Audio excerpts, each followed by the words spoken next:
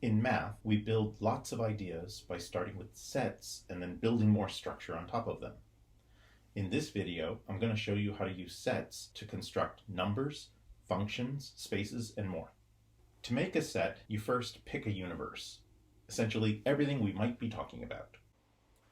Say my universe is the numbers 1 to 5. Then a set is part of that universe. It can be some of it, all of it, or none of it. So these are examples of sets in that universe. That's it. That's the whole idea of sets.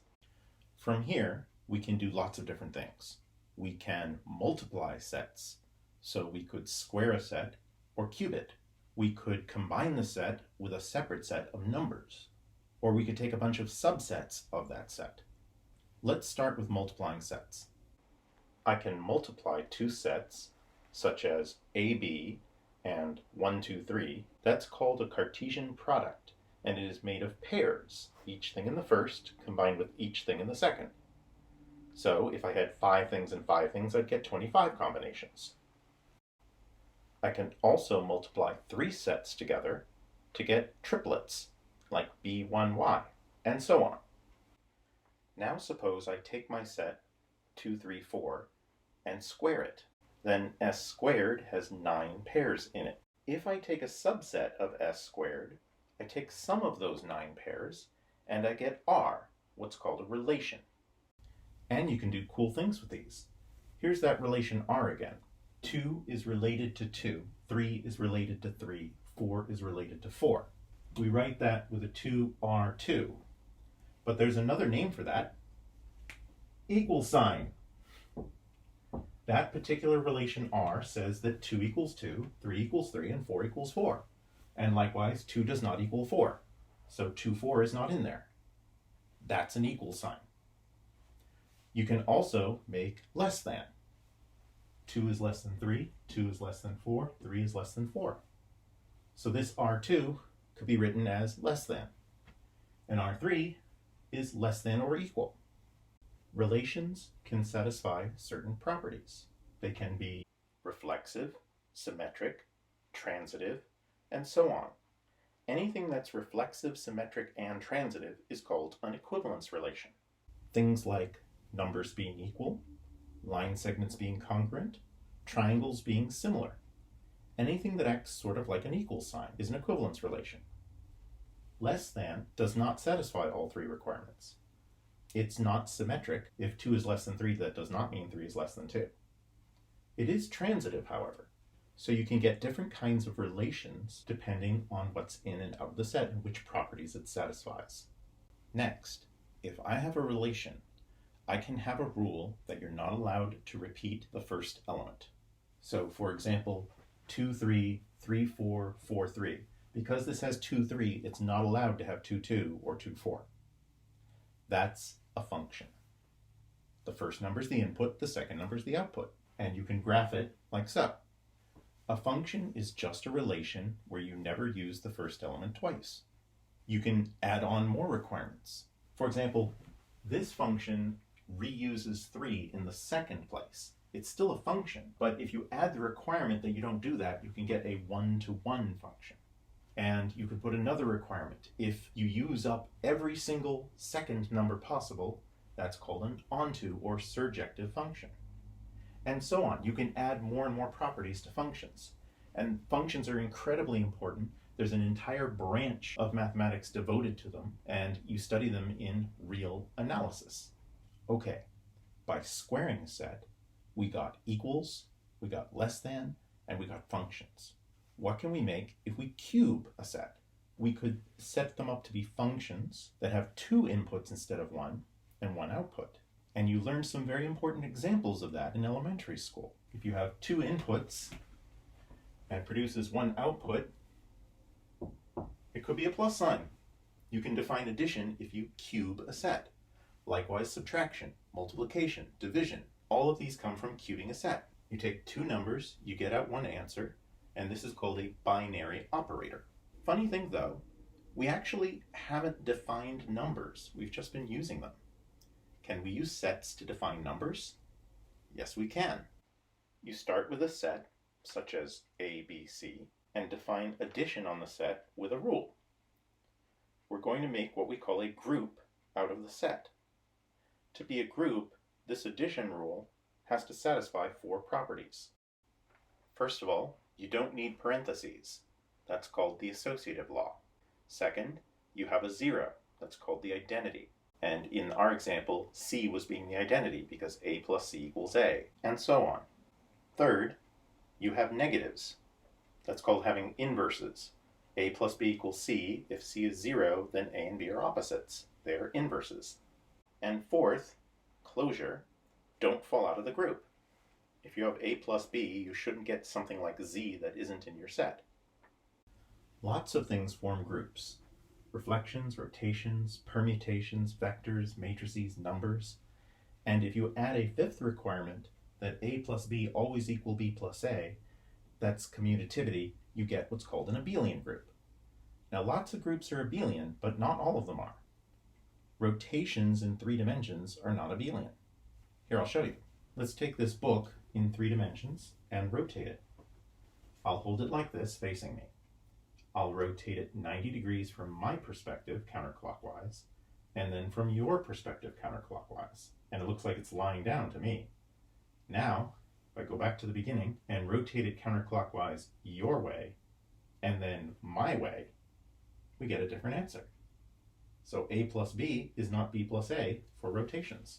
Okay, so we've got addition and we've got subtraction. That's what the inverses were all about. Next, we want to add in multiplication. So we need a new operator on the same set that's already an abelian group. When we do that, we're going to get a structure called a ring. Here are the axioms for making a ring. Addition has to already make an abelian group. That's 5 axioms right there. Next, don't fall out of the set when you're multiplying. And finally, parentheses work right. The distributive law holds and multiplication is associative. When parentheses work right, you don't need parentheses for multiplication. It's associative. And multiplication distributes over addition, just like we learned in elementary school. All right, that's a ring. What's a ring? Why would we care? Integers. Integers make a ring. You can add them, subtract them, and multiply them. But if you do 5 divided by 3, you don't get an integer, so you fall out of the set. Polynomials. That's another one. You can add and subtract polynomials. You can multiply them.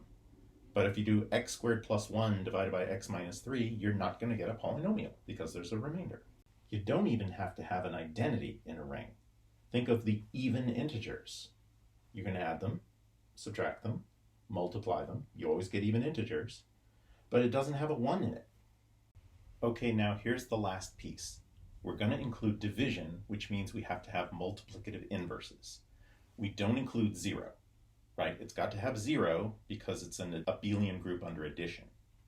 We want everything but 0 to form an abelian group under multiplication. If you do that, you get what's called a field.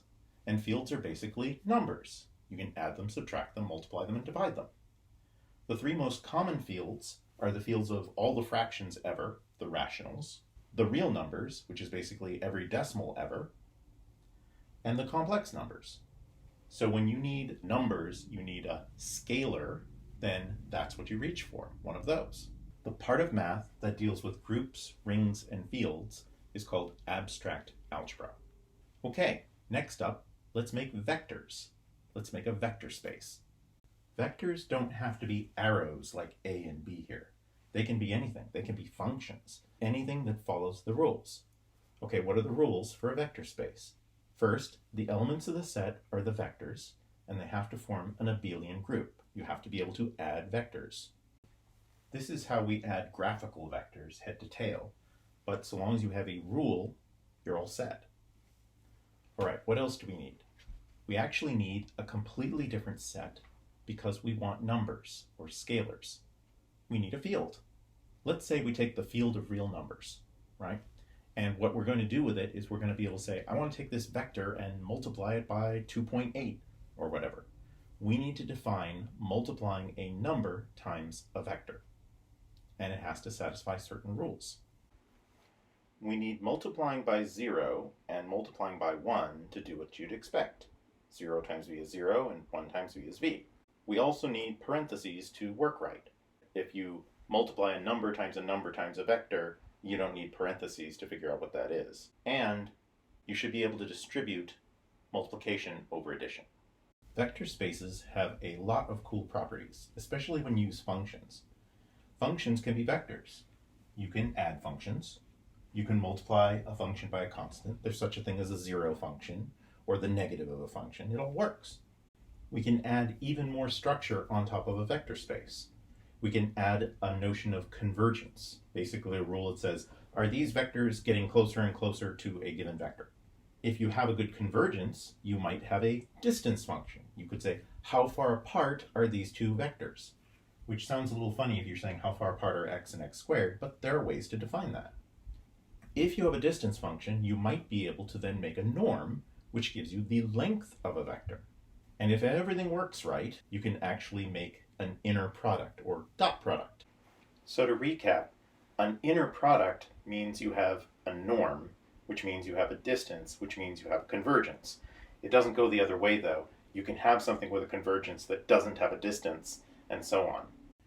So a dot product takes two vectors and gives you a number by some rule or other. This is the usual one in regular vectors. And you can also define a cross product, but that requires even more structure, where you take two vectors and it gives you another vector.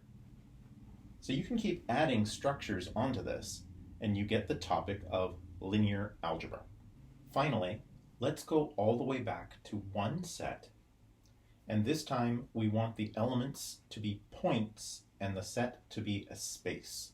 We're going to take subsets of the original set, a set of subsets of the set. And that set of subsets has to satisfy three rules. You always have to include the empty set and the entire set. If you have two sets, you must have their intersection as well. And you have to include unions, not just two, but even infinite unions are required, if there are any. Here's a tiny example. Suppose we have a set with just 4 points in it. Now our set of subsets has to include the empty set, that's the symbol for nothing, and the entire set, x. Technically we could stop there, and that's what's called the indiscrete topology. It's pretty boring though. It's also called the trivial topology. Let's say we want to add the set AB and the set BD. In order to satisfy the rules, we have to include all the intersections of everything here. And the only new intersection is this and this intersect in B. So we have to include the set with just B in it. On top of that, we have to take all unions, and AB with nothing is still AB, and AB with X is X, and so most of these are boring. But if you have AB and BD, you get A, B, D. That's all the unions and all the intersections. So this is what we call a topology. Believe it or not, this is our simplest, most fundamental concept of what space is, because all these subsets are what we call open sets. Roughly speaking, they're neighborhoods. So what we're saying is A and B are in a neighborhood. B and D are in a neighborhood. So B by itself has its own neighborhood, and ABD is a larger neighborhood. And then you have the entire space. So you can almost imagine that B is closer to A and D than it is to C. And so this gives us a slight feeling of near and far. It's nothing as sophisticated as a distance function, but it's a beginning. And this is the most fundamental general way of describing a space. So it's hard to prove things in topology, but if you do, then it works for every space you can imagine, pretty much. So the most general study of space is called topology. I've given you a brief introduction to real analysis, abstract algebra, topology, and linear algebra. These are the main courses that a math major takes in college. I hope you liked this quick little tour. Thanks for watching.